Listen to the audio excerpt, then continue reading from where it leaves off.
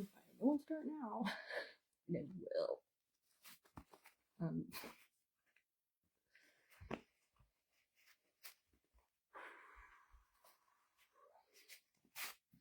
Me for a second, since I'm not in my office.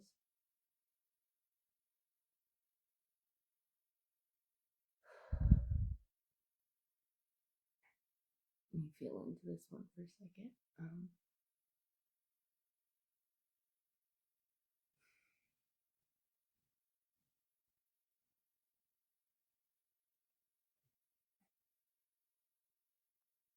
Like wishing we could be in other times and other places. Perfect timing. Thank you for the question this morning.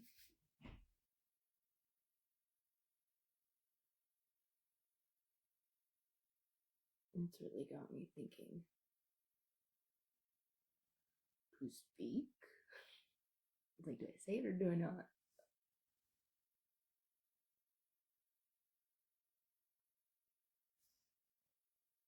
It's been like my last 3 weeks kind of sitting in that. Well, do I just say it or do I not?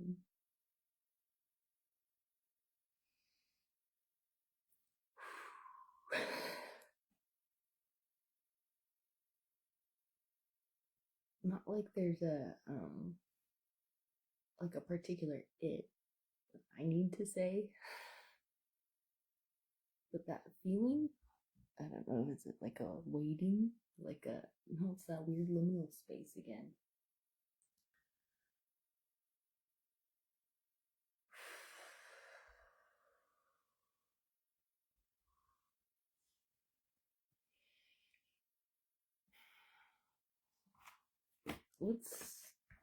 We're gonna starter it. Or like maybe preface it with this idea of safe space.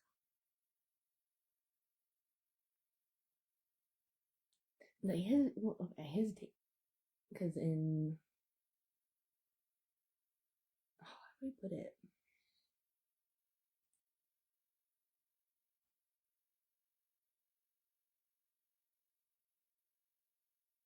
Oh my god. Let me sit with this for a second. There you are. Okay. Hi, welcome in.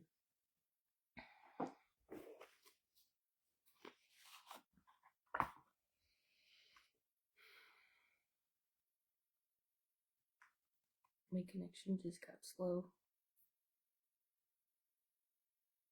Okay. Let me do something for a second.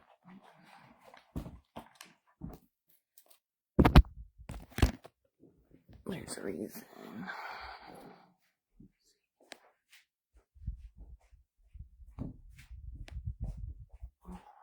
Come into here. We readjust for light. Kind of readjust for sound. And it's just one of those, like, speak or not to speak. And perhaps this is like context is important, environment is important, lighting is important. Not that it has to be like quote unquote perfect or anything like that. Let me do something else for a second. Hold on.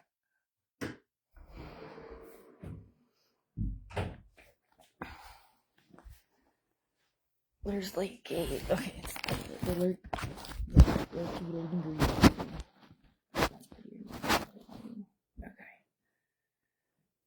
A little easy here for a second. Really turn myself in, and I have to find myself in this space and in this way. So I don't like lose my focus or my train of thought. Because it wants to go in a million different directions.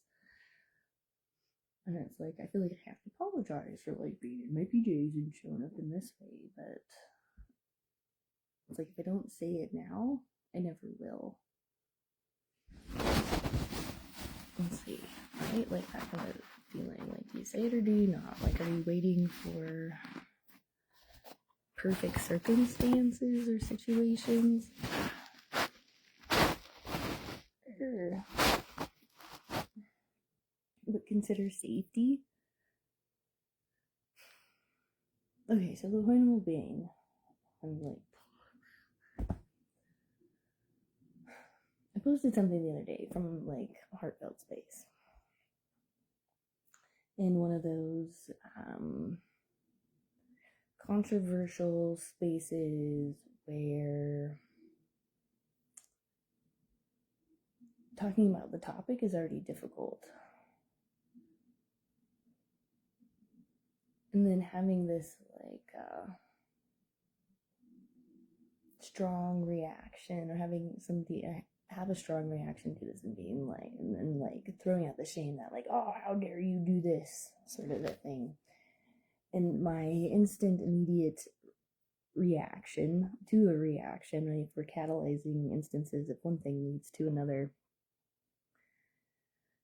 was just to delete everything, erase everything, and then later, my boyfriend made a comment to me. Oh, why did you delete that? What, didn't you have something there? I was like, yeah, well, it just, I don't know. There was self doubt and hesitation on me, and I didn't want to go there, and so I just shut it down. And he and I had a conversation about that, and he's like, well, it's your project.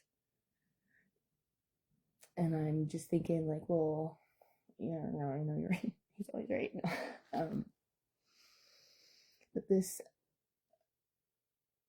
feeling of not being safe in sharing the uncomfortable or the uncommon opinion, or talking about the things that people don't want to talk about, expressing unpopular opinions. That was the question that was posed to me this morning, in terms of where do we take the topic today.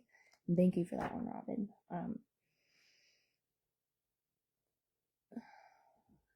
I'm glad she did, because it's been a topic that's been on my mind, and I have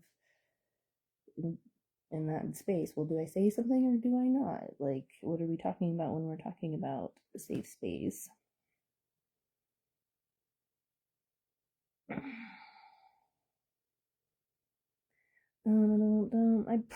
Let's see. How do we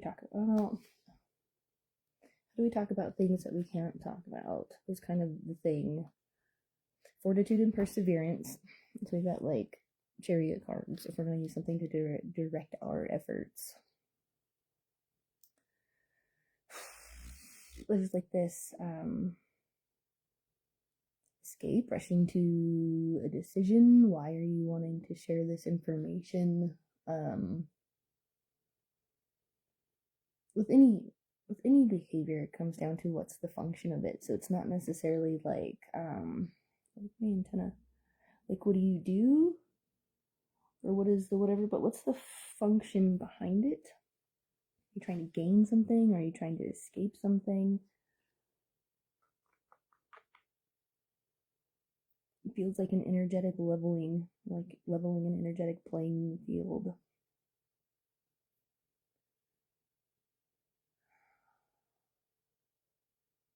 And the turmoil is there because we, in sharing unpopular opinions, risk safety.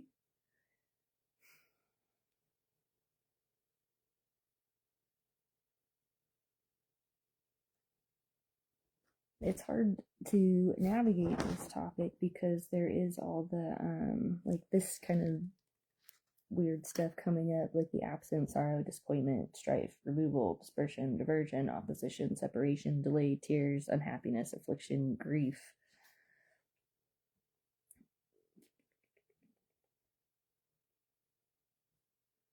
I mean, okay, so like distraction, confusion, disorder, error, mistake, incompatibilities, mental anxieties, alienation, loneliness.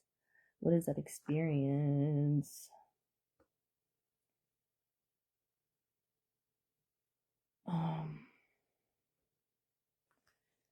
Ooh, interesting. I've got like, I want to get this other deck out too, because there's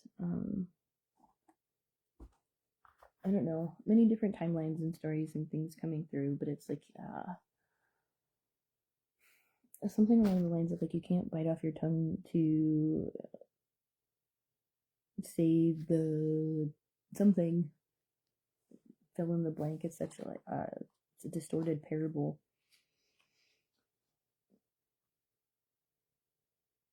Is there a lack of clarity, or like, okay, in this transmission I'm picking up a lot of static? You're asking me, or you're asking things.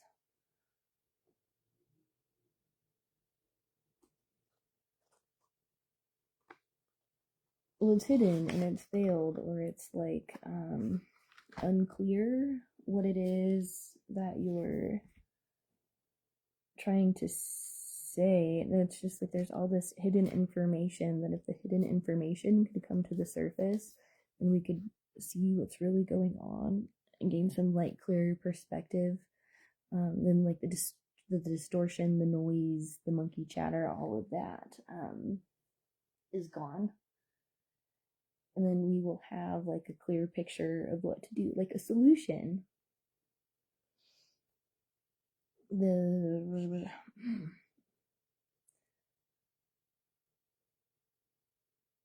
I want to say where I'm feeling into animosity. I'm just feeling there's this animosity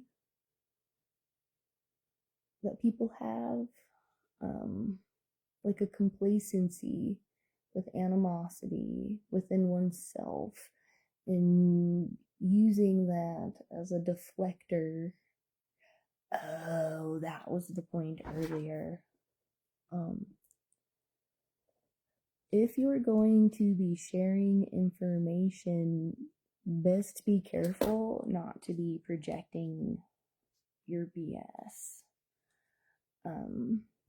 in a space or a state where people say a lot of things to me.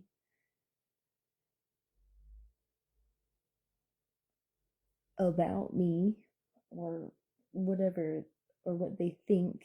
There's a lot of projection, or like projecting, name calling, criticism. We're talking like the collective we, right? Instead of offering up solution, right? There's this contention when in fact what we need in this distortion mix is a catalyst that will catalyze a solution. So ultimately, there's clarity within something that is very dissonant. And if people aren't speaking their truth or aren't being authentic and are playing that game of, well, I don't know, do I say something or do I not? Do I hurt? I don't want to hurt somebody's feelings. Are they not going to see me as cool? I don't know. I don't want to like stir the pot. Like the number of excuses and reasons that people come up with for not saying something or not doing the right thing or not speaking truth just seems insurmountable at this point. Like there's this mountain of lies that we have to sort through and sift through in order to come up with a better understanding. Like, what are people holding back from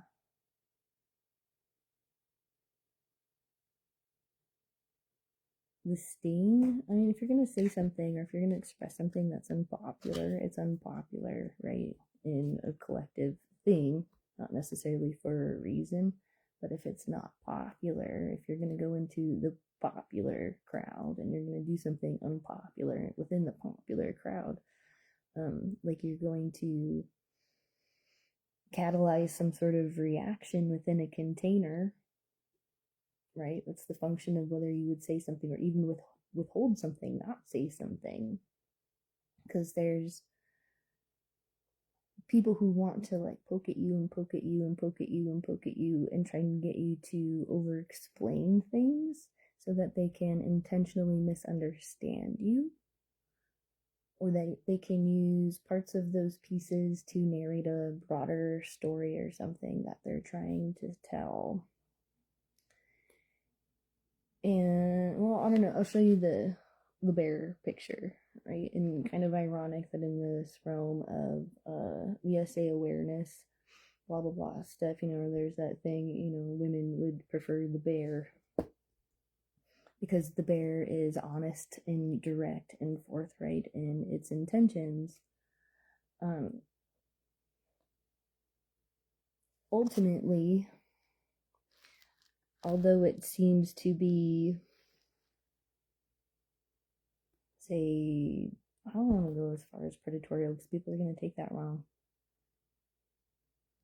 There's too much distortion in the lingo as far as what do the words mean and what do people want to label things and name things, as far as like predators, victims, survivors. They want to put into this how do I say it, program that there has to be some sort of fault instead of seeing the bigger picture. The fault is the domino falling, and that's come through in some recent readings too, as far as like dominoes creating these patterns or these effects. One thing leads to another, like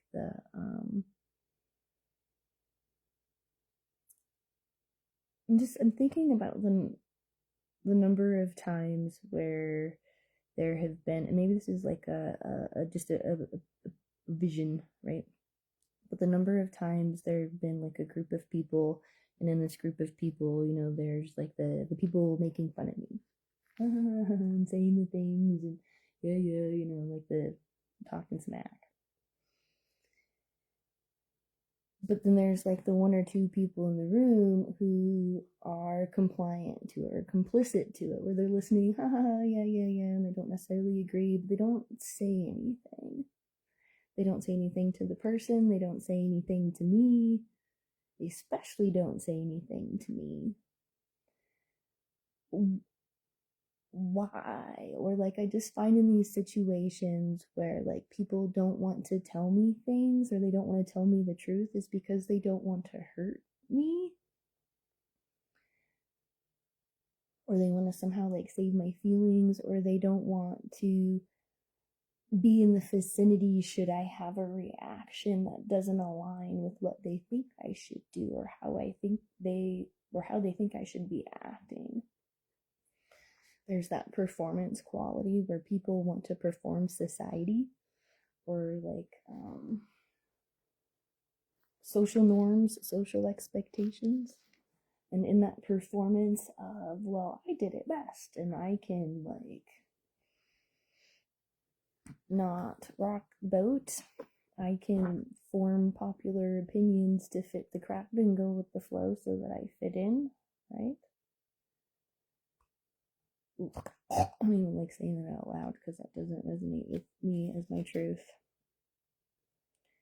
But the number of people that I see doing that, it's just kind of unprecedented is coming to mind. Unwarranted even.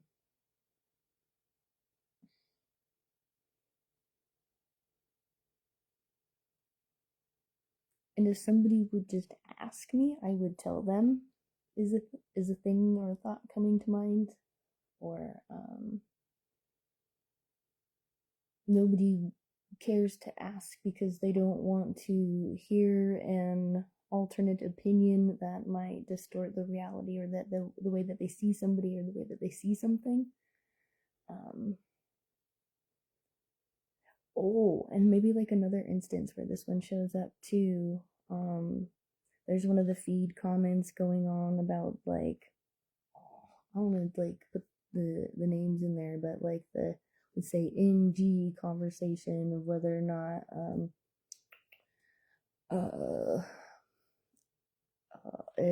say an artist or somebody's work should be separated from their bad behavior. And the amount of people who've created, say, brilliant works, right, who have done horrific things to other people are given this pass. Like, well, men, if you did this wonderful thing or you made something pretty or whatever, then you can do whatever you want. We'll still support you as whatever. And even though that person says that you might have done something, I don't know, you've always been nice to me, so we're just going to kind of let that one slide and that one pass. That thing. That has been in my mind in terms of like, well, do I say something or do I not? Do I participate in these conversations or do I not? Stemming out of this whole cultivating conscious creative community stuff. And oftentimes I find myself not saying something because people aren't ready to hear it. They don't have the, say, emotional intelligence to really grasp what it is that I'm putting out there. There's, let's say, if you're projecting in and I'm mirroring out, and those projections and all those things are being mirrored outward, and it's creating this distortion of who you think the person is inside of that mirror ball. There's something, discomfort coming up within you that is asking you to self-reflect and take accountability. And the number of people who lack that. Let's take the other kind of, because when you can have conversation with somebody from that, say, neutral, detached, compassion space, where somebody can take accountability for their actions and they can speak in truth and be direct and forthright. It's amazing what, let's say, bonds and connections can be made, or like even like, it shifts the internal dynamic and the internal narrative in a way where, sometimes you don't have to say anything because it can be felt, or if you do say something, people can feel it. And let's reiterate this point for the umpteenth whatever freaking time, kind of in this cultivating consciousness sphere. The majority of our communication is nonverbal. I want to even just say like 95, let's say 95% of our communication is nonverbal. So whether you say something verbally or not, that expressive part of it is going to give you away in the long run. If you know how to read unconscious behaviors, or you can read these subtle cues that are being given beyond the things that are being said. I think this is why things like performance art work so well. This is why music is so impactful. This is why symbolism works within colors, shapes, sounds, sizes, all of these keys to programming.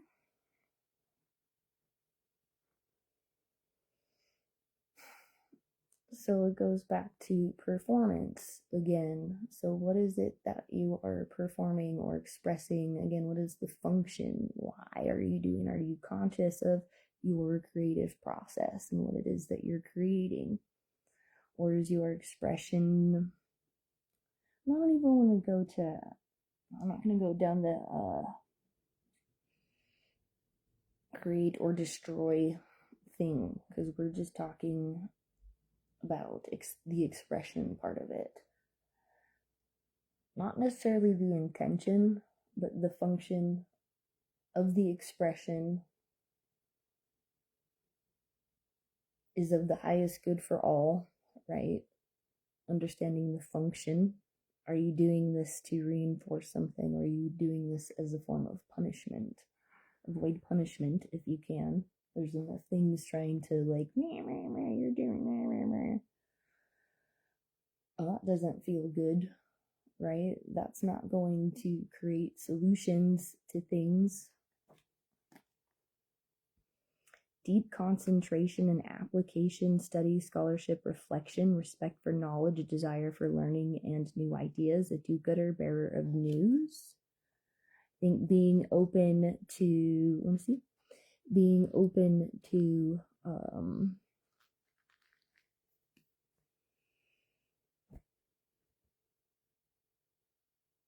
let's just say, like, staying open consciously to the neuroplasticity of what it means to be aware. In conversation,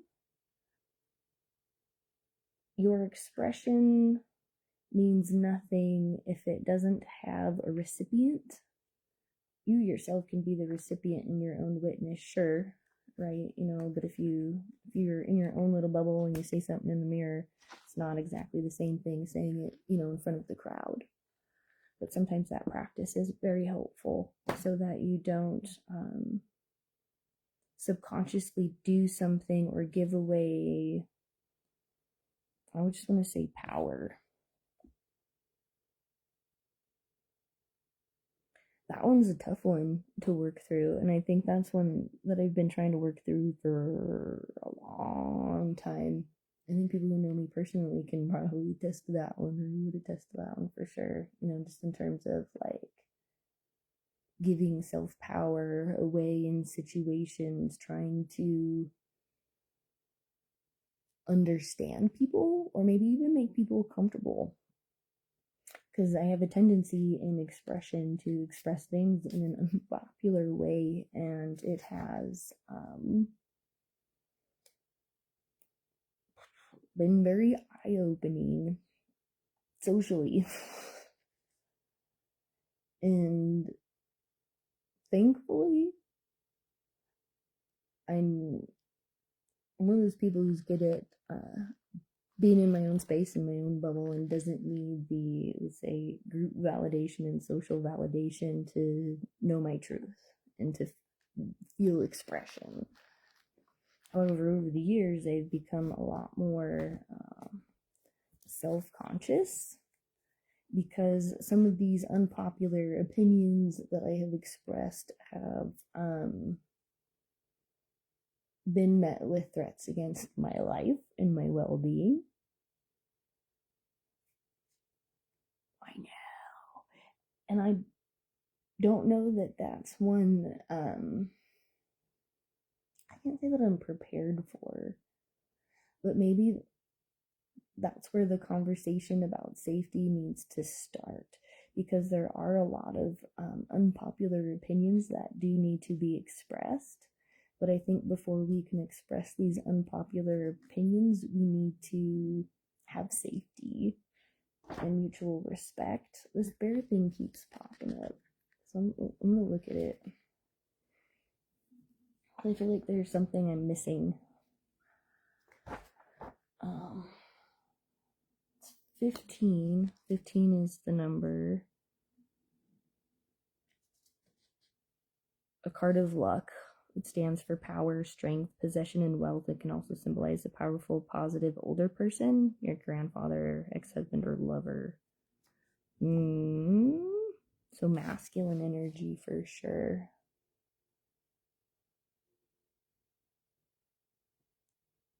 I had this thought earlier when I was getting ready of how I'm really intrigued by the way men groom themselves. Not like aroused or anything, but intrigued.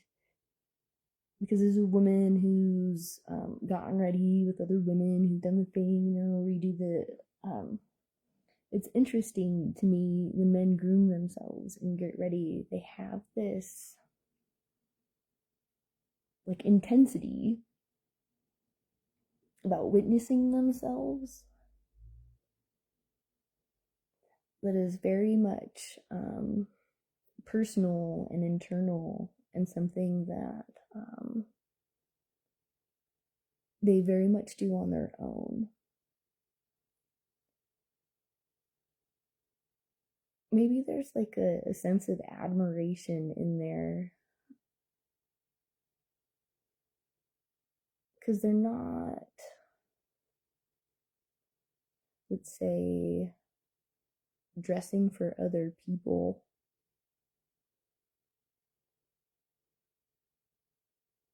It's like they dress their part.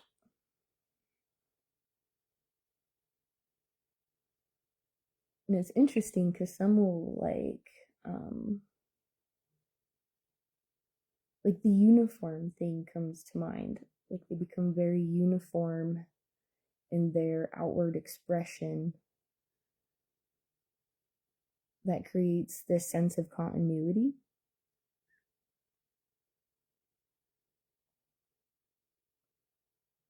But I also feel like there's a lot of pressure, like performance pressure, responsibility that they take on with that one. Like whether self endowed or not. Um,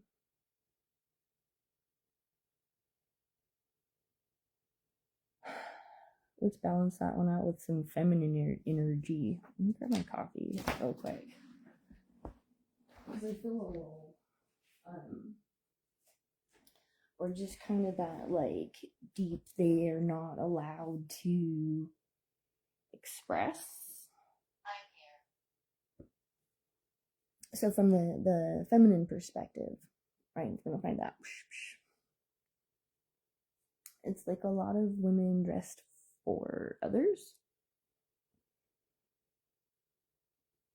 And there's not like a uniform. There's the outfit for every occasion. And I don't know very many women who don't have like outfits for every occasion.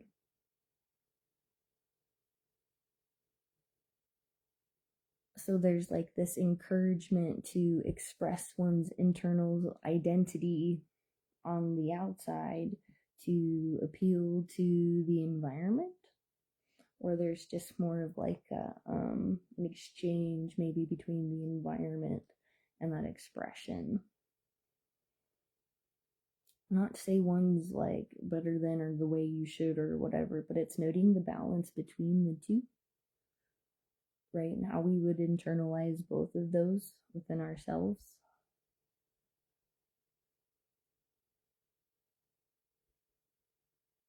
In my masculine rigidity,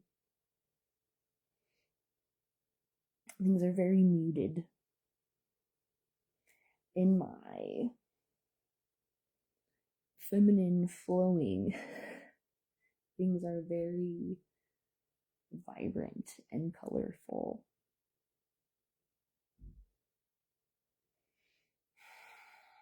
Again, appropriate to context is kind of coming to mind too, but I think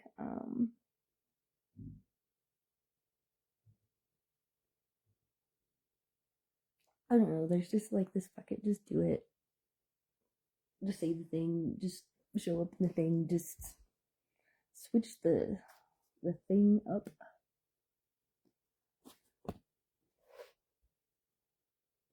But I'm curious to know what would happen when those unpopular opinions are expressed. Look at this one. People express popular opinions because they're popular, because they keep the people feeling like they don't have to take responsibility for or accountability for anything. Like the script is written, you do the thing, you show up, things are predictable, nothing gets whatever, and then like the job gets done at the end of the day. But when you're the Hayoka, hey,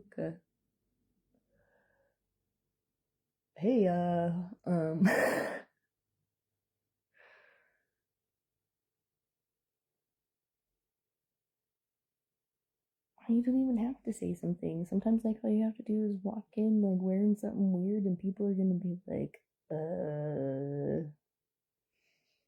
And so you have like a duty almost in those moments, because a person's consciousness or like alertness, awakeness will shift.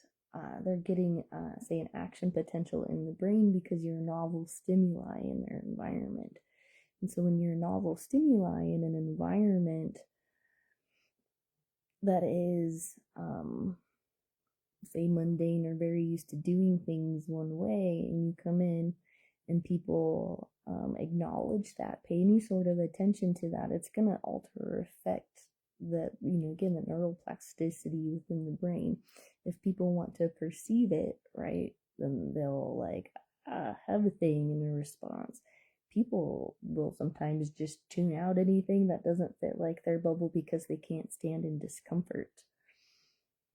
And so like there's like this like discomfort, anxiety thing, internal like state, whatever, that people are misinterpreting or misrepresenting within themselves, because they're thinking that this anxiousness or something. I was reading something this morning about modern dating and how emotional intelligence in modern dating is so rare that when it shows up, it scares people. For whatever reason, we've decided in modern dating that like that detachment, that like, well, I don't care, blah, blah, blah, you gotta come chase me and impress me and prove whatever you want to me kind of thing. I don't need love. I'm just whatever. Blah, blah, blah, blah, like that kind of attitude. You know what I'm talking about? People mistake that for connection,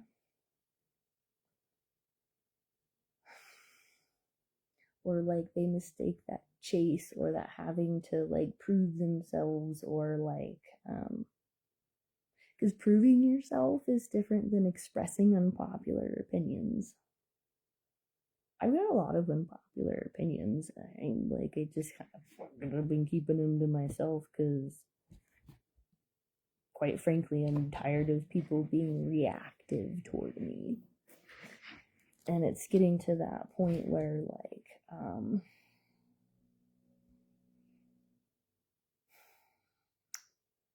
when I state that boundary or that unpopular opinion, then it like can be very, very alienating. I don't know.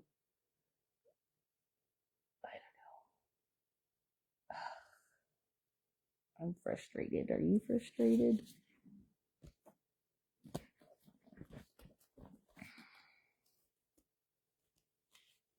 Being able to express it without the fear of repercussion is kind of a thing. Oh, there's the unicorn. He's got the wings on his head. We've got the Pegasus in the cup.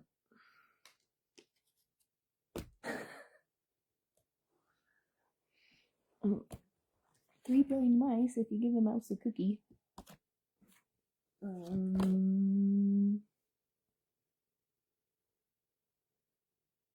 Let's kind of shift around this one a little bit, because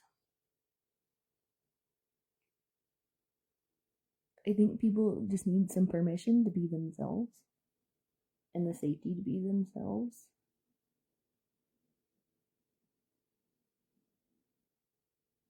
And everything is so chaotic right now. I don't know. Seriously though, like if you don't express the unpopular opinions right now and start speaking truth, things are gonna get ugly quick.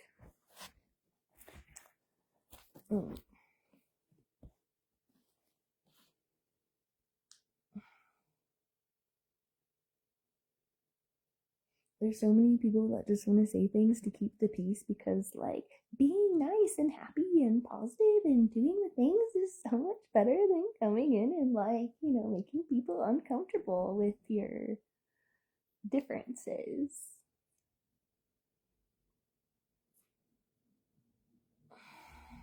I think like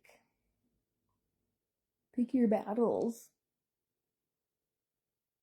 Because I think about this in some situations where, like, yeah, I could go, like, poke a button, say something. But I'm really tired of arguing and like arguing with stupid people. I forget my better half comes home with books about argument the other day. Oh, let's do that. I kind of want to like shift away from this Lenormand for a minute because it's just bringing up the discomfort and it's just making things uncomfortable, and that's okay. We're gonna sit in discomfort and we're gonna acknowledge discomfort and we're going to alchemize and figure out what all this discomfort is about and express discomfort, because people should figure out how to be more comfortable in discomfort instead of being so how do I want to say, so comfortable with things like complacency. Like, there's just people suffering and having whatever things over there. Not a big deal. It's not happening to me. Or like, oh well, just good thing it happened to her, not to me. That one, or like the number of people that will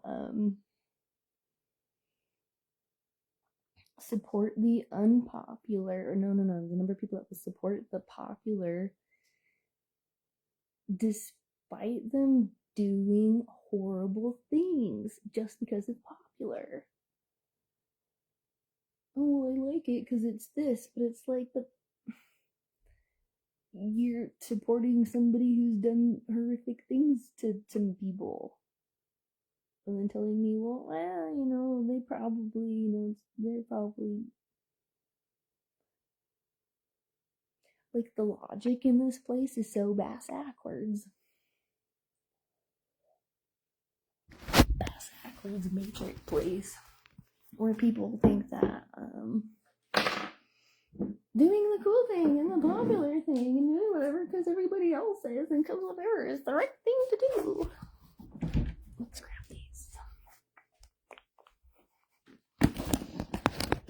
grab these.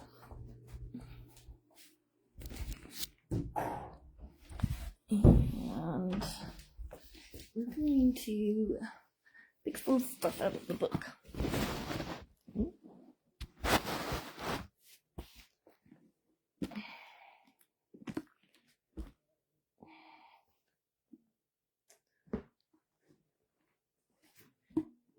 Oh, cool. I like when people are staring at my window looking at me from behind.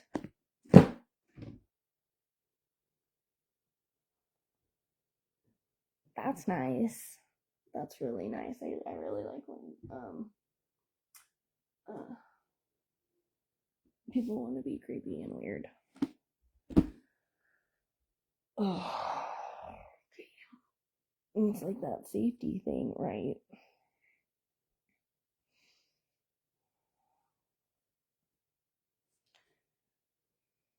Here might be an unpopular opinion.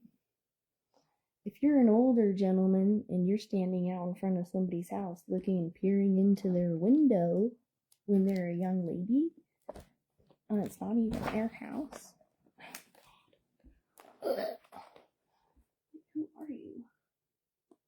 And then, like, I gotta make eye contact and acknowledge, and they're gonna walk away like you're not even there. Oh my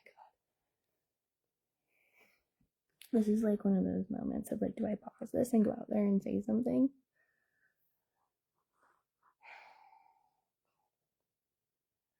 I'm coming a little ungrounded for, because that was really inappropriate. Oh my god.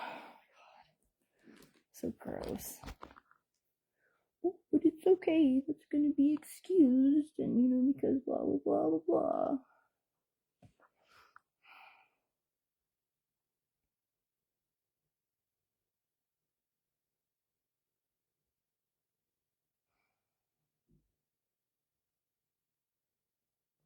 All equations that we study in mathematics are like this. They show us two things that can be regarded as the same in some way, even though they are different in other ways. This is how equations help us. If there was really nothing different about the two sides, the equation would be true but unilluminating.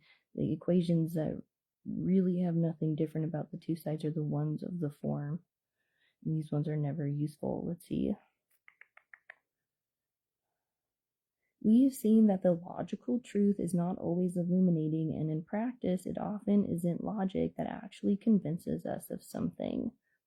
It's your emotion that's going to convince you of something most of the time. This logic thing, the ABCs of conditioning, is interesting because your logic is founded on your conceptions of what a rather arbitrary word means.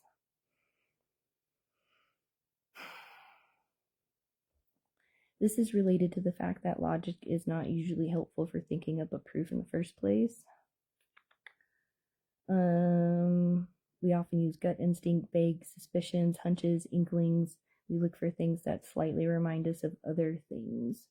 We wait for flashes of inspiration. We then try to fill in all those things using logic, but only after we've used many, not entirely logical processes to get our first ideas in place.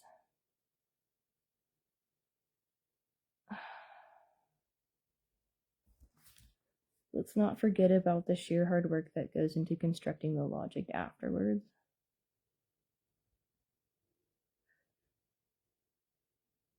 Okay.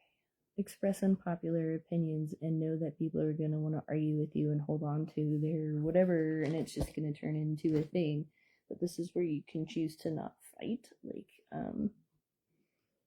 This isn't like an agree to disagree kind of a thing, but maybe.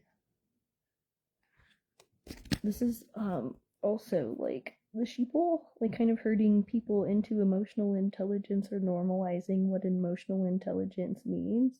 It's calling out bullshit and holding people accountable without trying to do that like pointy finger blame thing, without the projections, because people want to take the projections and then skew them or misinterpret them as logic. And people come up with all sorts of logic to reason the emotional side of things. Well, that sounds like a weird thing to say too. Oh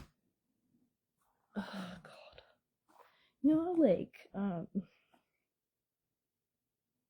you can just feel people in your space.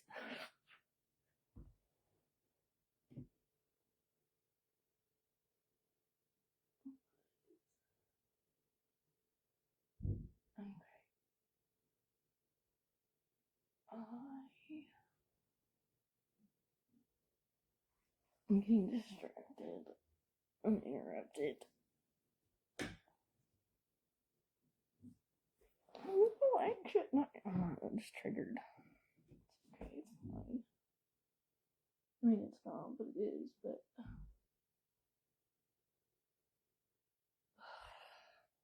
oh, fuck it. Let's just keep going.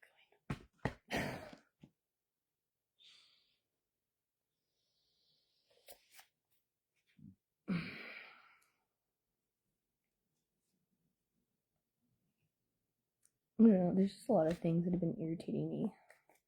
So maybe this is a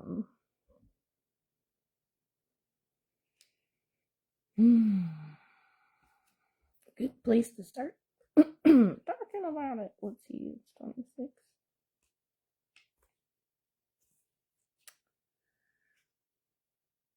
Book. Okay. Here's this one again. Or just this. Some things being hidden from me. Like, other secrets. So it's making, that's the distortion again. Or all that static noise that's in this transmission today. There's all sorts of static in here today. I don't know. People are keeping lots of secrets. And maybe you should just get it out.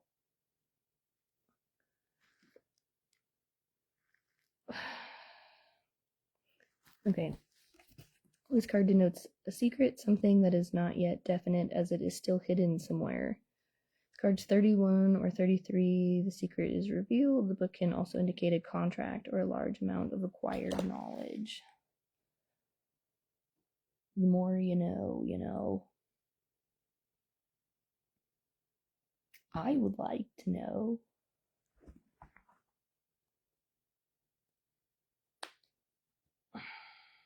Fortitude, perseverance, major effort, possible voyage or journey, escape, rushing to decision, trouble, adversity, conflicting influence, turmoil, and vengeance. Things ain't gonna get any easier anytime soon. Weariness, aversion, disgust, disappointment, unhappiness, bitter experience, stationary period in one's life. It's that liminal whatever I'm feeling. Material success does not allay discontentment. New possibilities, new approaches to old problems, new knowledge.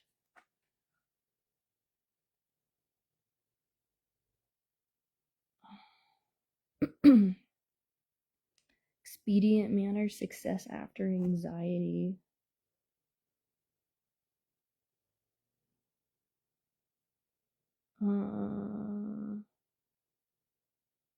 Confession and declaration. Unsatisfied desires, struggle, labor, endeavors, violent strife, conflict, obstacles, competition, fighting, aggression, martial arts, violent sports, trickery, contradictions, complexity, involvement, caution against indecision, ability to use dispute for personal gain. There's the chariot again. I'm going to leave the chariot out because he keeps popping out.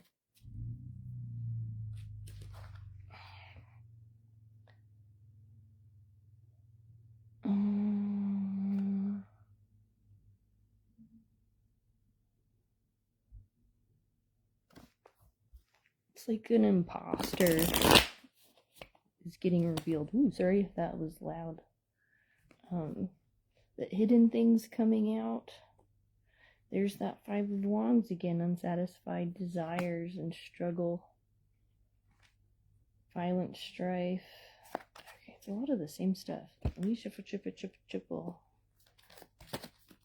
I'm going to introduce you to some reasoning too while we're at it. Argument and definition. In practical reasoning, it is often difficult for the parties to agree on definitions for their terms. If you allow either party to an argument the freedom to decide on all her own definitions, that individual will have the power to win virtually any argument. In one debate between Findlay College and Ohio State, let's see, the question was, can a better liberal education be obtained in a state or private institution? And a simple definition made all the difference to the outcome of the debate. For Finley insisted that a good liberal education must be understood to include direct religious training, which by law could not be provided in a state university. Once that definition was accepted, Ohio State would inevitably have lost the debate, so the whole evening was spent talking about the definition of the phrase a liberal education.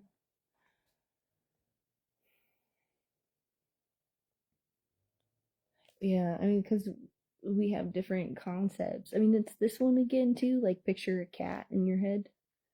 And I've done this example so many times that every time I picture a cat in my head, the first thing that comes to mind always is like the cat tractors. And then it goes to some abstracted variation of like what a cat could possibly be. And then it filters through this like library log of like every possibility of cat that has ever been redirect me to, like in this conversation. So we're going to define heuristics and labels, right? Then what is it that we're trying to express or convey when we're saying, look, a cat?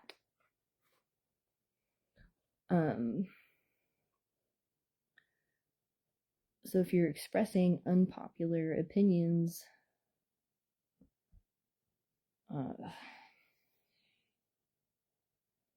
be very careful of the words that you choose, and that expression in truth, right, is more raw and honest in some sort of creative expression outlet, art piece or something, right, where the thing itself can be put up for debate and extrude conversation or something about a difficult topic.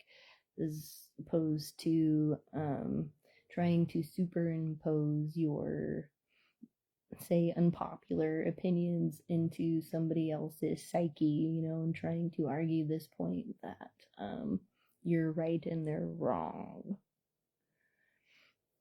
The unpopular definitions or the unpopular expressions get people to acknowledge things that can be different, mostly from that internal visceral state. That internal visceral state is the thing that they have to intellectualize and somehow discern, and then come up with the words to communicate and whatever, blah, blah, blah, blah, blah from there.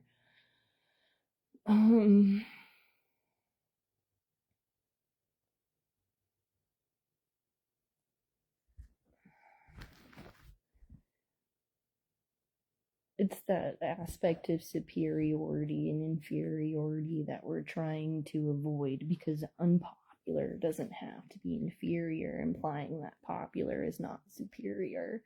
Yet we have this notion collectively that because it's popular, it's superior, and so people just by default accept it because it's popular without really questioning or having logic as to what their true opinion is of the thing.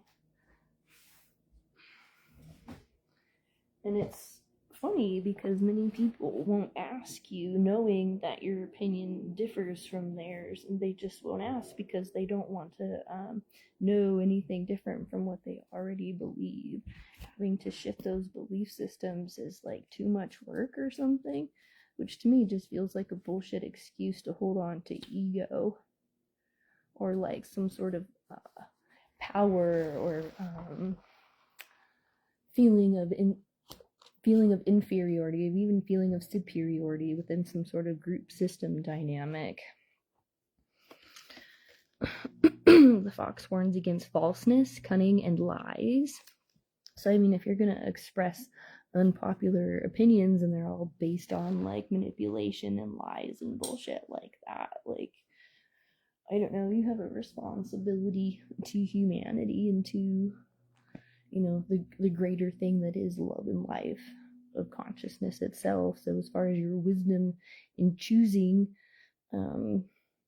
what to do or how to express yourself in a situation, this day and age, going outside the norm in popularity is probably a good idea, because people again are afraid and they conform to something because it's popular, because they don't want to be pointed out, exiled, critiqued, alienated. But why would you want to participate in a system that alienates the truth?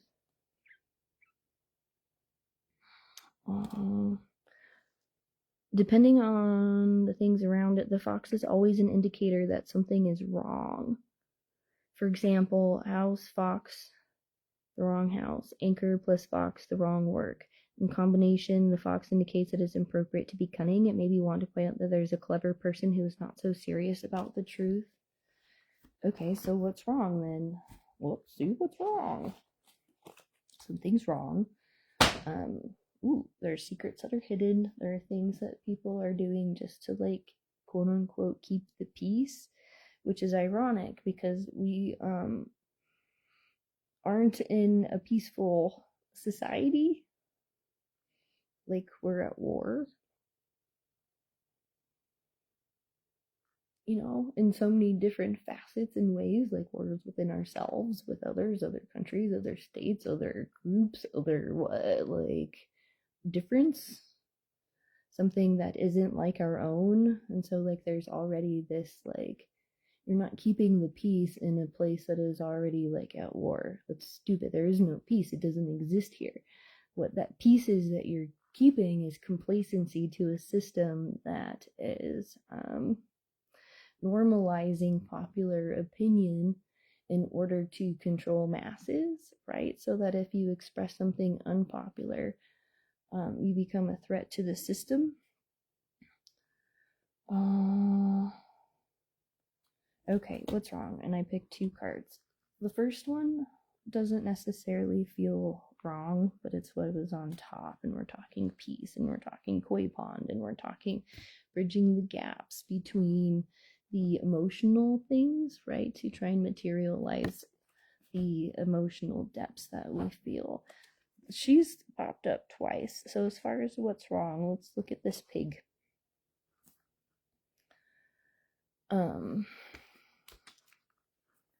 This pig and this woman are card 29. Lady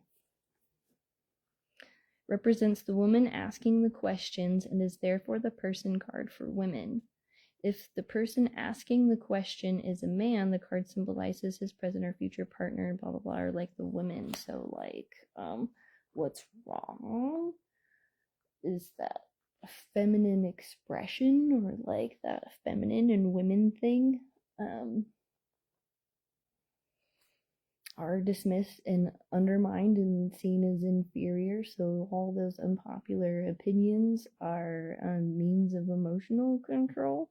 It's like trying to make it out like this woman thing is the issue or something, or like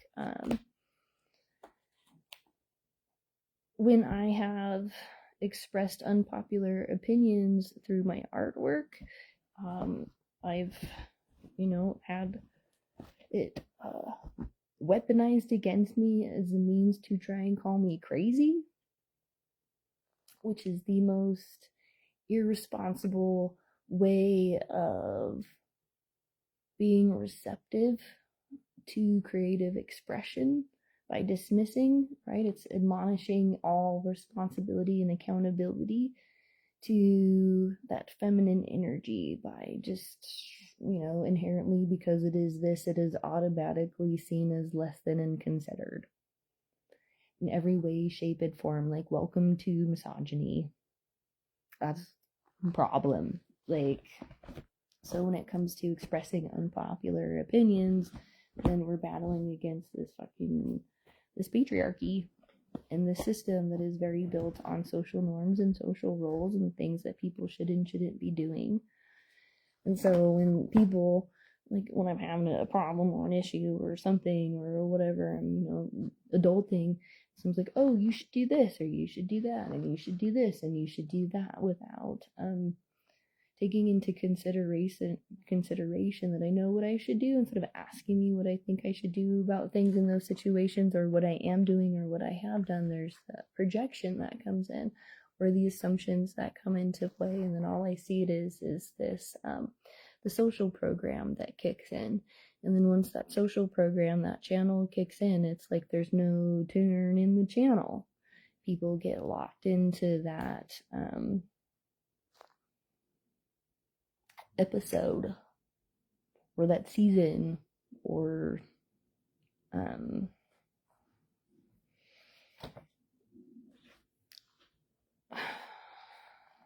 don't know, what is this one for? House. The card stands for your home, the place where you feel comfortable, a secure place.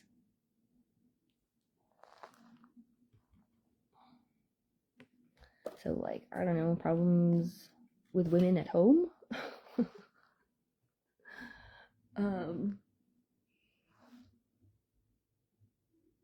Or what is considered home, or like foundations more like come into mind in terms of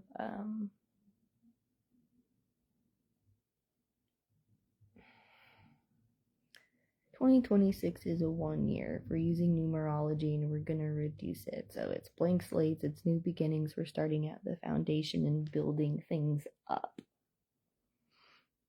And we have this opportunity right now to, build things in a way, right, that coincide with these norms. Where you're talking 10 of Cups, prosperity, riches, security, safety, family matters, ancestry, inheritance, home, dwelling, heirlooms, rewards of old age and experience. So what are we prioritizing? Repose, replenishment, solitude, exile, retreat, temporary seclusion, abandonment, convalescence, convention as escape from mental disorder.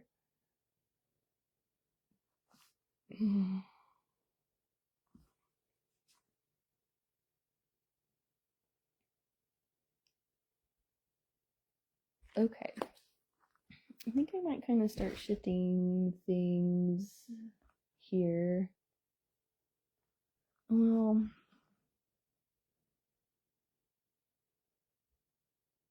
they were able to argue successfully only when they challenged the definition.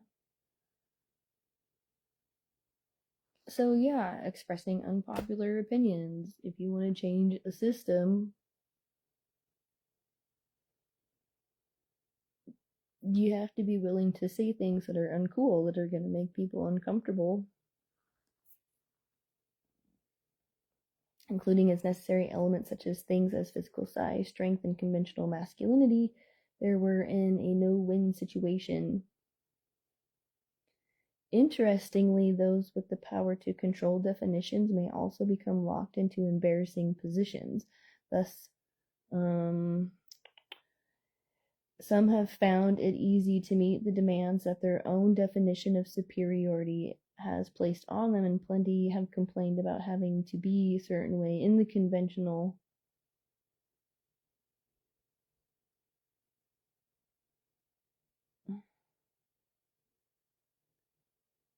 Finding what people mean by their terms is thus not simply a matter of looking in the dictionary. At its simplest, meaning has to be discovered from the ways the term is used within the entire communication environment. In complex cases, elaborate lines of, say, legal or scientific reasoning may have to be explored and tested just to settle the adequacy of one single definition.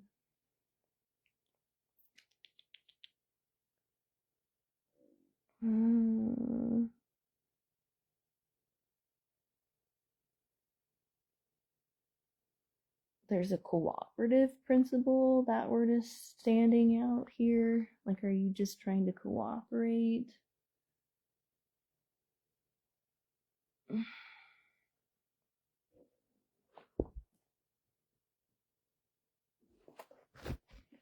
You do not win a chess match by tipping over the board or a football game by rejecting the decisions of the referee. All you succeed in doing by adopting these tactics is to reveal something about your own character and personality. That's that projecting thing that I'm talking about. Similarly, you cannot win a lawsuit by kidnapping the judge or establish a scientific discovery by insulting those colleagues who disagree with you. That's that name calling thing, you know. Like as soon as somebody starts name calling and pointing blame and wanting to like whatever while offering no solution to a thing, that unpopular opinion thing, I just tune out for whatever that's worth. The whole point of developing procedures and forums of practical argumentation has been to establish methods by which people who are prepared to collaborate in a debate can collectively arrive at resolutions of their disputes which best meet their common needs and interests.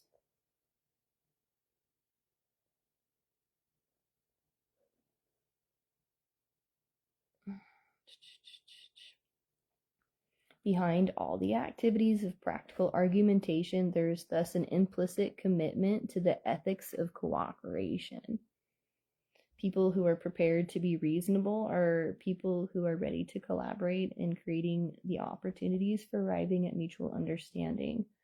And it just, I don't know, it just kind of boggles my mind or baffles me how many people are unethical in their approaches to, let's say, reasoning or supporting opinions or forming and developing opinions about other people, especially.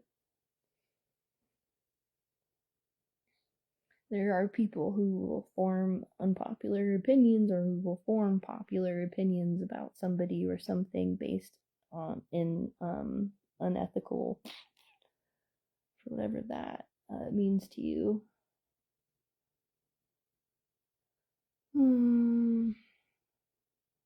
People who are prepared to be reasonable are people who are ready to collaborate in creating the opportunities for arriving at mutual understanding. Mutual understanding is not superiority in winning, right? That is, who will listen to arguments, try to see the other side of any case, accept the decisions of impartial arbiters, and otherwise enter into the procedures of dispute resolution. it is possible to hold in mind differing opinions without it becoming cognitive dissonance. And I think that's where people get into the distorted field when it comes to hearing unpopular opinions, because it creates cognitive dissonance within themselves because they are unable to see another person's point of view. And you can witness when it happens, that detachment or that dissociation. You can see it in somebody, right? I mean, if 95% of things are nonverbal and it's all coming out of our behavior outside of that, right? Then you can see that moment where that cognitive dissonance enters in, and that unpopular opinion meets their popular opinion, and they get stuck, like they glitch, they have this opportunity where they begin to peak, and in that like glitch moment, right, then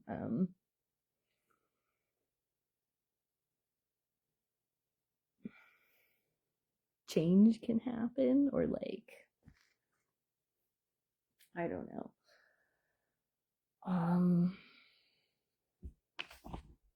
Are we done here today? I think we might be. If you have questions or something, throw it down in the comment feed real quick.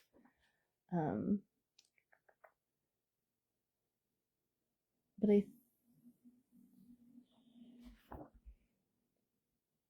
I think this just might be about mutual permission here. The most frequent source of grounds is the testimony of witnesses.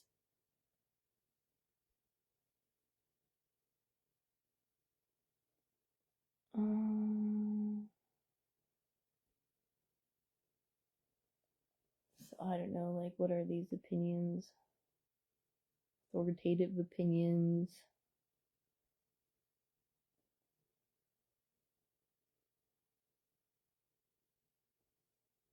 Hearsay. Circumstantial.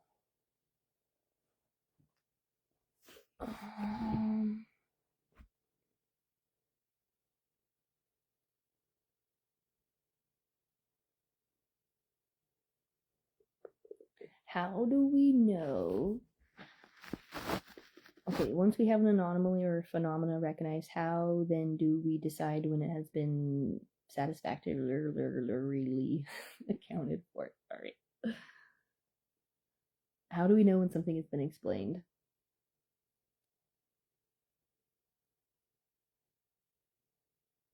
But we're not explaining, we're expressing. And somebody's going to try to explain that expression to fit a narrative. So it's going to be interesting to see how the narrative changes. That part of it. Okay.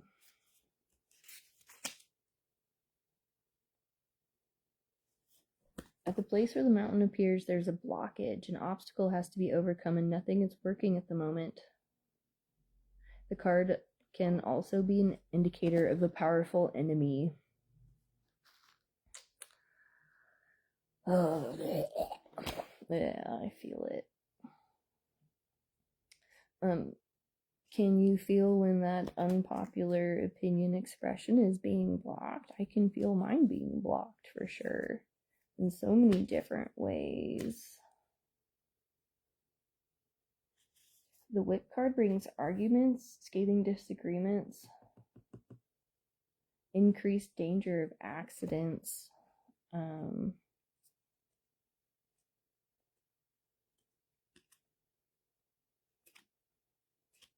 I don't know, you got to be really discerning, because it's like, if you know a truth that people don't want to get out, if you know something that somebody doesn't want you to be telling or expressing or whatever,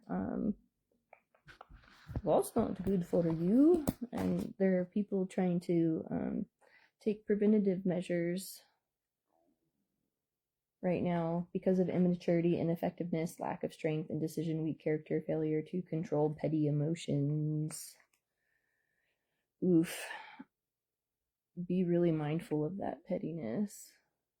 And be mindful of that disgust, weariness, aversion, disgust, disappointment, unhappiness, bitter experience.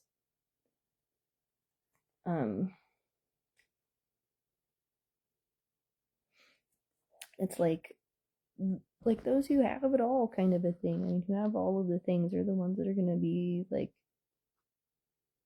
coming at those with nothing. I don't know.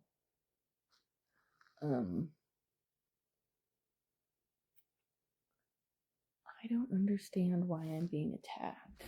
Is that part of the question?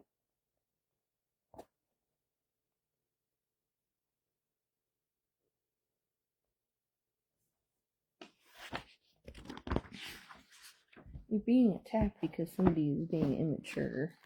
I like.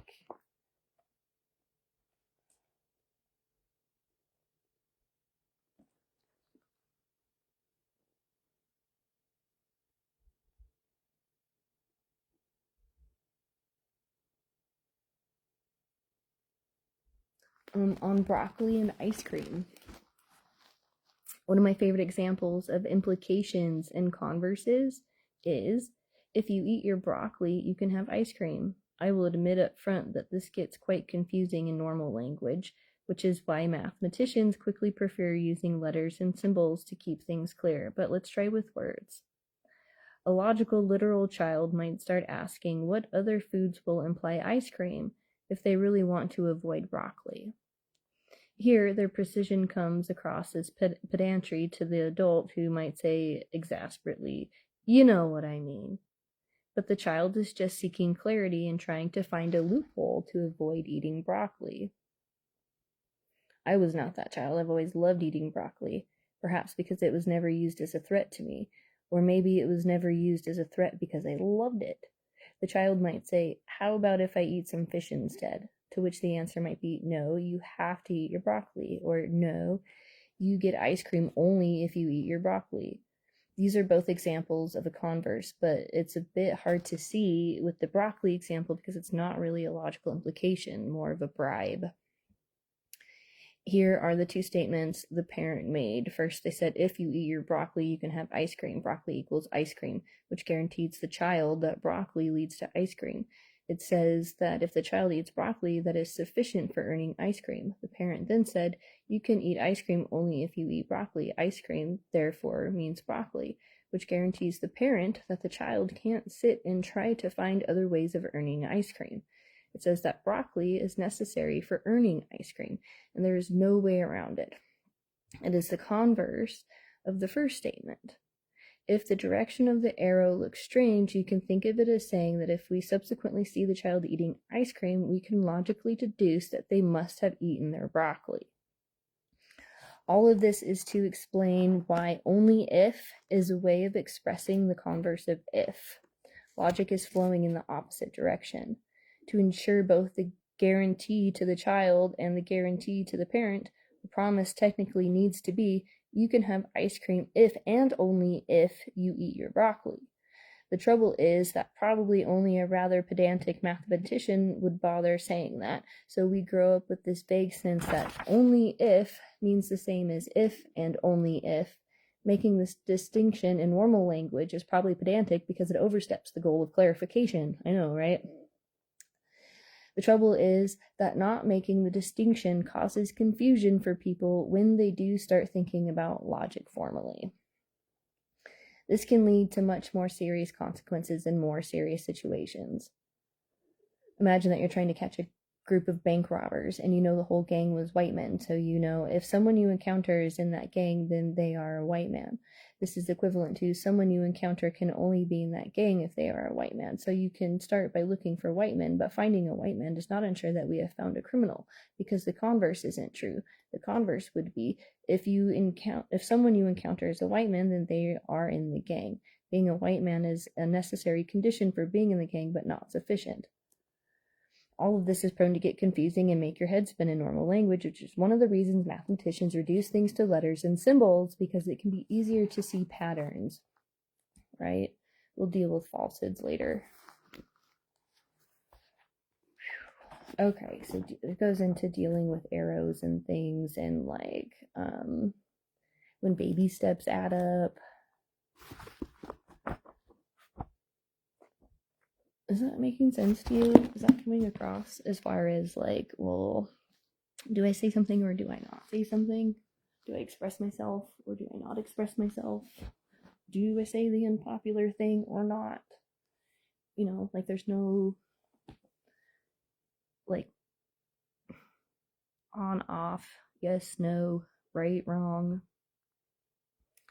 It's all in that like liminal gray scale of discernment where you have to be very aware and curating and understanding of your circumstances, or it's like a symbiotic relationship with the environment where the function of expressing unpopular opinions within this environment serves a greater collective good.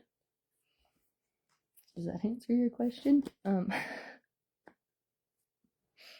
Like it's nothing to beat yourself up over, but you do have to be cautious because when you speak the unpopular opinions, you get people to think in different ways, especially those that have been bribed. Like there are people who will go really far out of their way to make people sway to their side of things to have popularity and to maintain that popularity. And so expressing the unpopular opinion against that can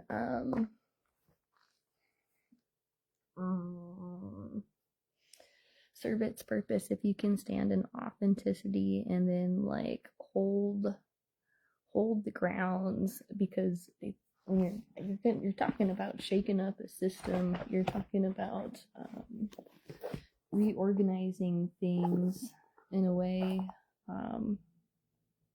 Emotional appeals are here, right? Where like logic is being used to mask the emotional sense or whatever the things underneath it. We can get really deep into like the understandings and philosophies behind behaviorism, but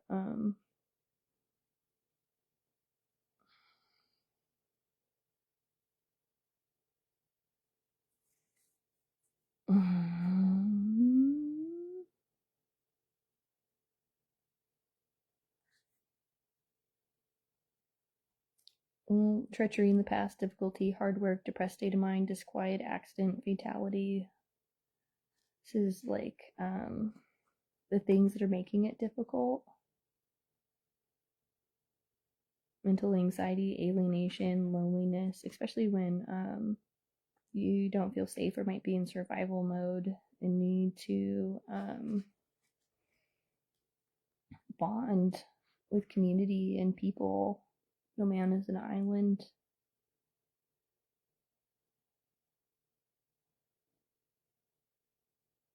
Assistance with an ulterior motive, treachery, diminishing adversity, beware of help offered, and adverse business advice. Oof.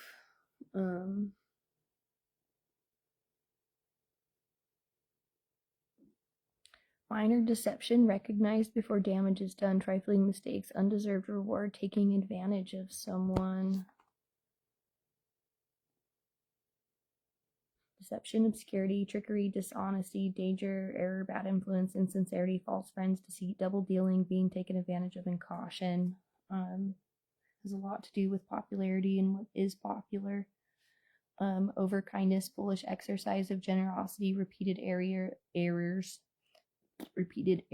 susceptibility, vulnerability, frailty, renunciation.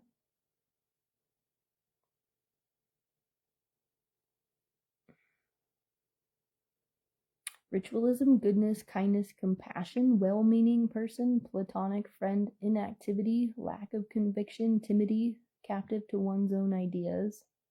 Sometimes it's helpful just to get it out, right?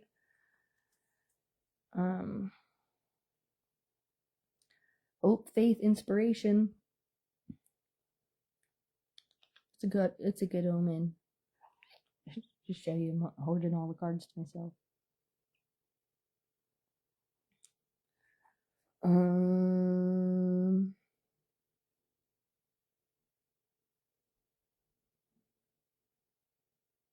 New approaches to old problems. That's what we want to be focused on within the greater scope of all of these things. is there anything else? I feel like there's more questions, or that there's clarity kind of finally starting to set in.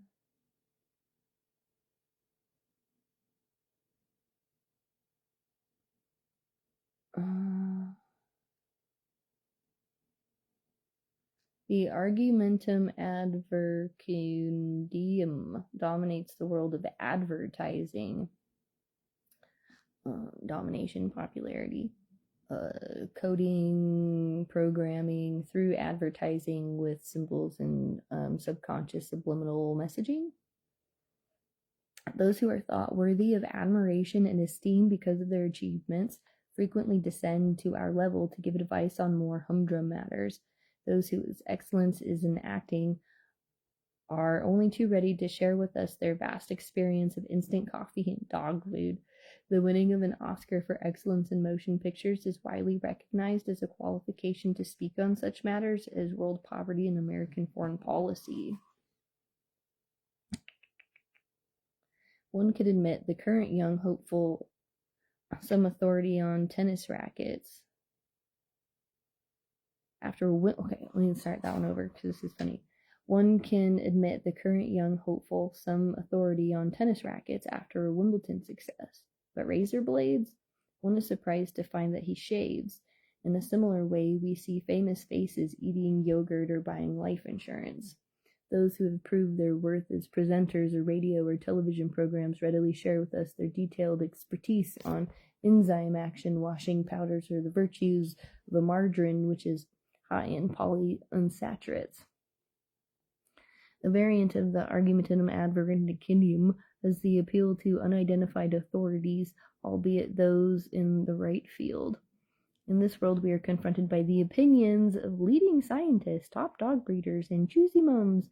Since we do not know who they are, all we can do is to accept the apparent authority they have. We never hear from the mediocre scientists, the average to poor dog breeders, or the indifferent mothers.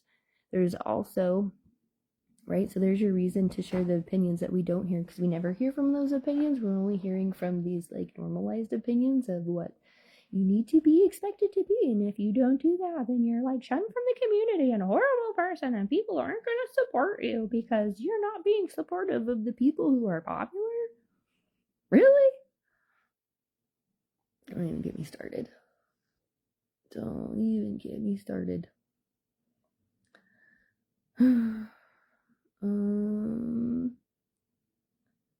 There is also the visual advercundium instanced by the sports team wearing the sponsor's name or slogan, even if unconnected with the sport.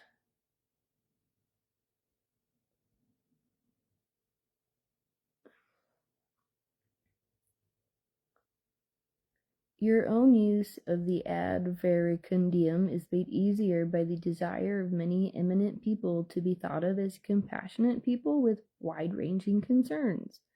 No matter how dotty the cause, you will always be able to assemble a panel of distinguished names to act as honorary patrons to it.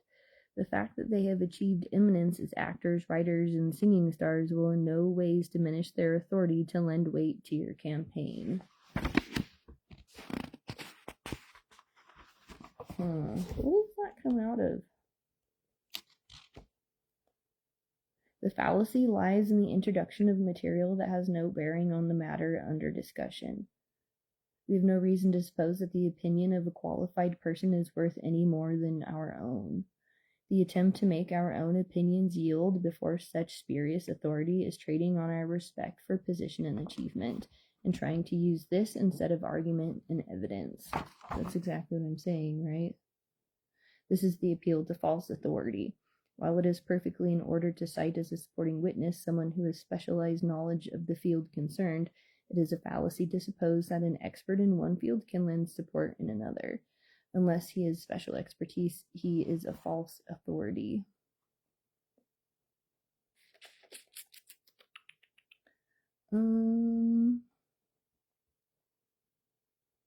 I think this is all just going to say that there's enough popular opinion out there circulating and floating around that it would be really nice to have the opinions of the unpopular, right, expressed and put out there into the world. because things are hidden and there's gaps in information. And if everything is left to what is popular, then we're being confronted now, especially like in the realm of celebrity, right? That what is popular, or those that are popular, or those that are esteemed and in these positions of power, have done horrific things in order to get there. And instead of holding them accountable for their actions, their works are being applauded and their atrocities are being dismissed and forgiven, or just like swept under the rug because it's popular and people like it. And I don't know. Let's leave things at that with a closing thought. We'll wrap it up for the day. I'm doing my best on my part to get my schmidt together so that I can show up on a more like consistent, viable platform. And it's just coming out the way that it comes out because it's what it does and it's what I'm called to do, and it's probably like not a popular way to do it, and it's not the way it should be done, and you know what you should be doing, and like I don't know, you know what you should do, Kelsey. I'm like working at ground zero with like nothing and no resources, and just manifesting things and pulling things out of whatever and trusting whatever shows up, because that's the way that it's always gone. And in this weird like internal shift or kind of liminal space that I'm going through and processing, thanks for bearing with me in it all. It's helping me to persevere and to continue going forward with a lot of this stuff, because I know a lot of the things that are expressed are done so in not the most popular way, because everybody tells me how I can do it to be more popular.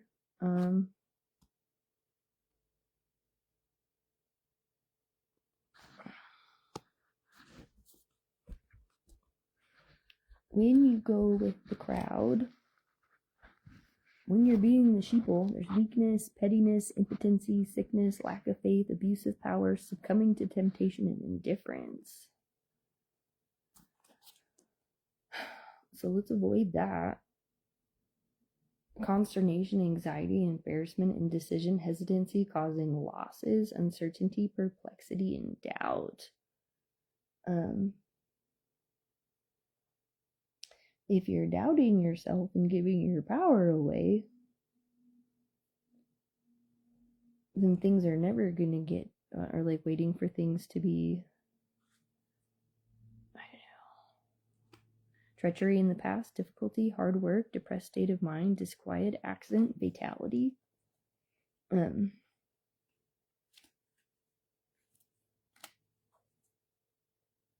So when people, have been out here trying to freaking harm me and take everything away and destroy everything, maybe you can see why I hesitate to self-express.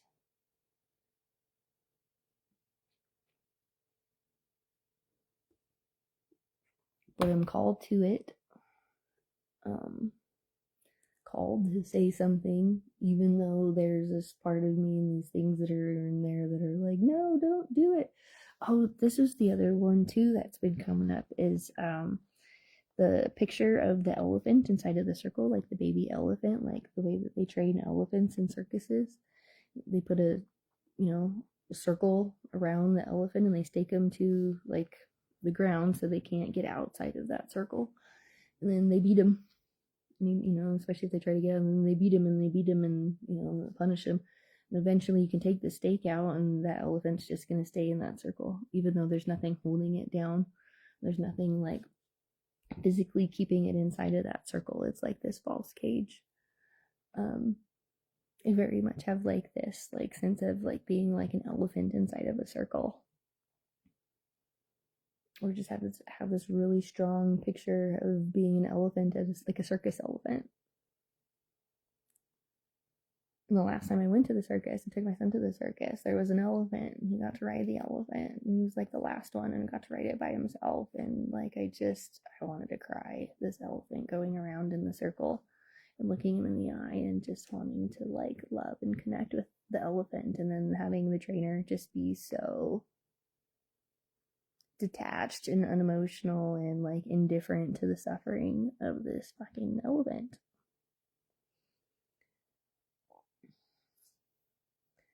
And it's just like, as the elephant in the circus, I'm very disheartened by the indifference of the people in the crowd.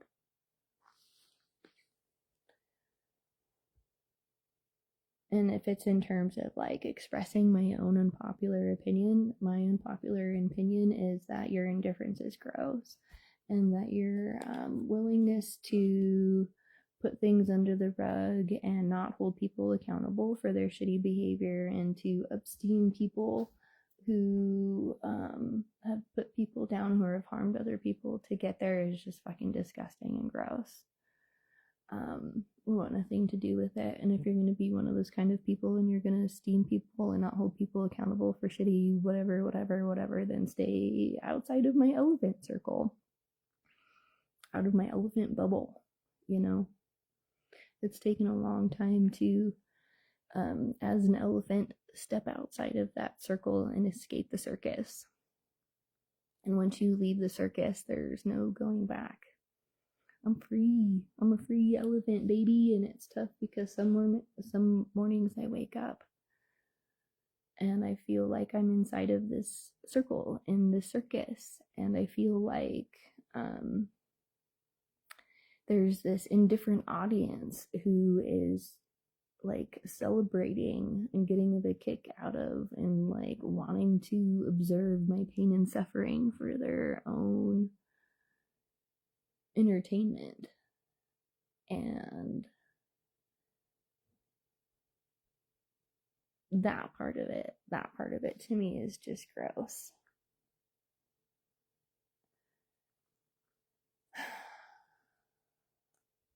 And it's just like, I don't know,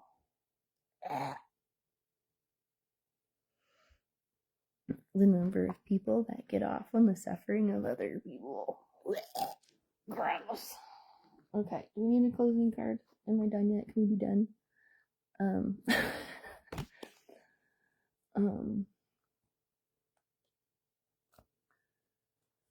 Like, is this elephant who's fled the circus and he's like running down the road? I'm just like, where is my natural environment? How do I get home? Where is my home? Because I have been captured and put into this role and this position, and people have been taking advantage of that. And in running away from the people who are taking advantage and who have been taking advantage of that and undermining my success,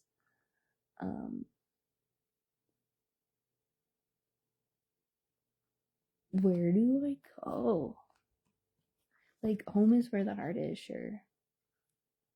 I've got that.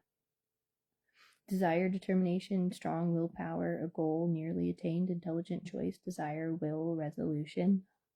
This isn't like a complaint. This isn't like, oh, woe is me, take pity. Like, you get fucked if that's like the mentality that you're gonna have when somebody is expressing an unpopular opinion, or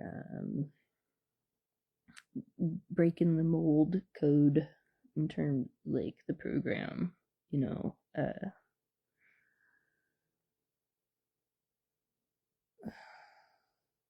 Detached compassion, Kelsey.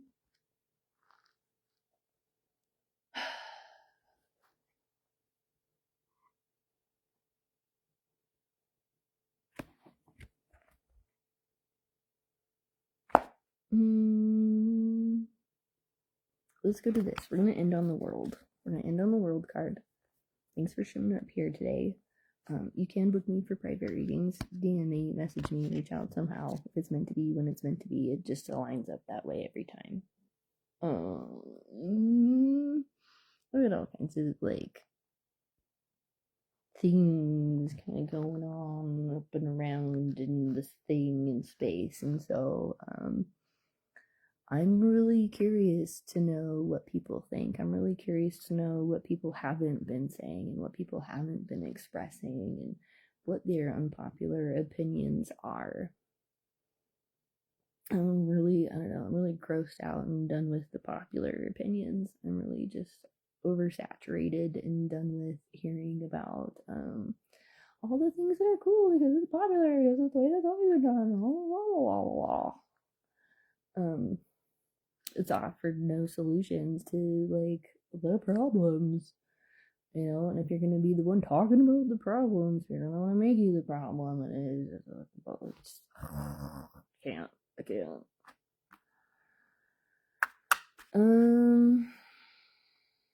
Okay, ground in, shake it off, recalibrate, reach out if you need to. Our closing thought for the day, so I feel like I can go this way. Focus on satisfaction, accomplishment, favorable social relationships, love, joy, devotion, engagement, pleasure in your daily existence, exuberance, sincerity. Happy marriages in there too, as far as the sun goes. But these unifications, right? The bridging of, oh, the world, I didn't show you the world. I started talking and I wandered off because the ADD is like, today. Perfection, recognition, honor, ultimate change, fulfillment, capability, triumph in undertakings, just rewards from hard work, success, admiration of others. And why are we saying the things? And why are we going against the norm? Because we're evolving. I changed it. It's not transforming. We're not transforming anymore. We're evolving. Okay? So bear with me in that part. Okay, I'm done. Thanks. Show up later next time. I don't know when we'll be back, but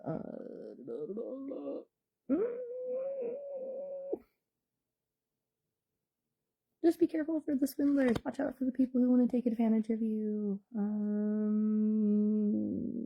Just feel the inertia. Things are changing. Get a grip. Be authentic. Sparkle, sparkle.